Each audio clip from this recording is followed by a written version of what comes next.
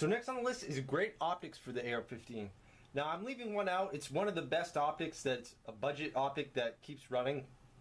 And it's a very good optic, but I left it out because it's on my AK right now. But it's the Strike Fire by Vortex. That works very, very good for a really good $170 range budget red dot.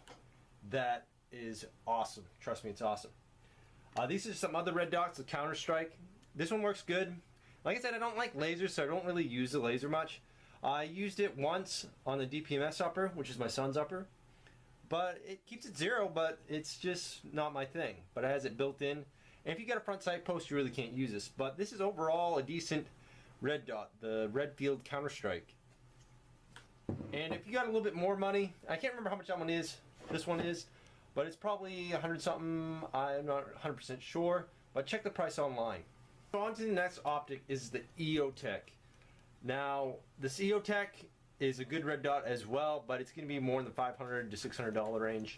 Another expensive one, but this is kind of like twice the price, this is really high end, is a Trijicon ACOG. Now this is what I trained on in the Marines, and I highly recommend this. It does not use any batteries like the other optics that I've mentioned.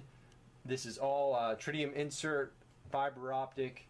During the night, during the day, it's always glowing no matter what. This is another budget one. I really like Vortex.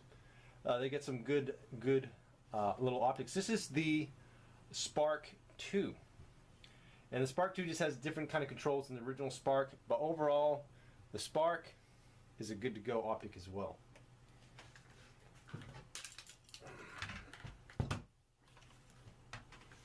Alright, now it comes down to the trigger. What trigger that you really want?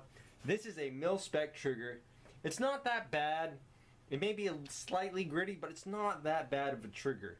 And for the price you're paying for this trigger, you can pick them up very cheaply, especially off eBay for the individual trigger or sear group or whatever it may be. Or you can just get a parts kit for 50 bucks and have extra parts left over.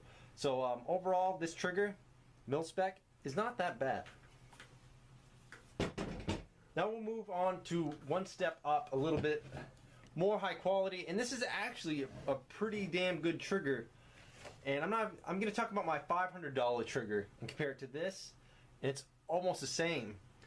But I'm going to go over the differences when I get to that rifle. But first off, let's talk about this trigger. I cannot remember exactly what trigger this is, but it was $100 something. Is fairly cheap. I think $130, $140. And it's a very smooth trigger. Very good trigger. And I really like the price for that trigger.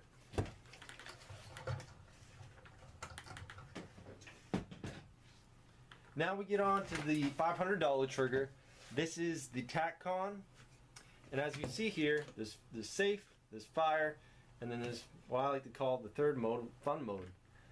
Fun mode is more where the trigger resets a lot shorter, and it actually helps you a little bit move the trigger forward and for the trigger reset. But you do got to pull the trigger every time. But it's a simulated full auto for the 3-stage, and then other than this is on safe right now, and then fire is nice and smooth. And if you want a really nice and smooth shot, you can go to the third one as well, and you could just pepper some rounds, or you could do some precision, really good precision shots with the third mode, which is the simulated full auto. Now there's also other triggers I have yet to get my hands on, but I want to mention out there, and I've seen some stuff that kind of turns me off on them. It's the echo triggers. So what it is I'm going to ensure that this is empty. Visually check, physically check, nothing in there. Point it in a safe direction. Nobody's over there. And we'll check one more time. What the echo trigger does is you pull the trigger, it fires. You hear that click? Well, the bolt comes back, you fire, and it comes forward, chambering another round. You let go, and it fires again. So it's like, so it's a lot quicker than the TacCon.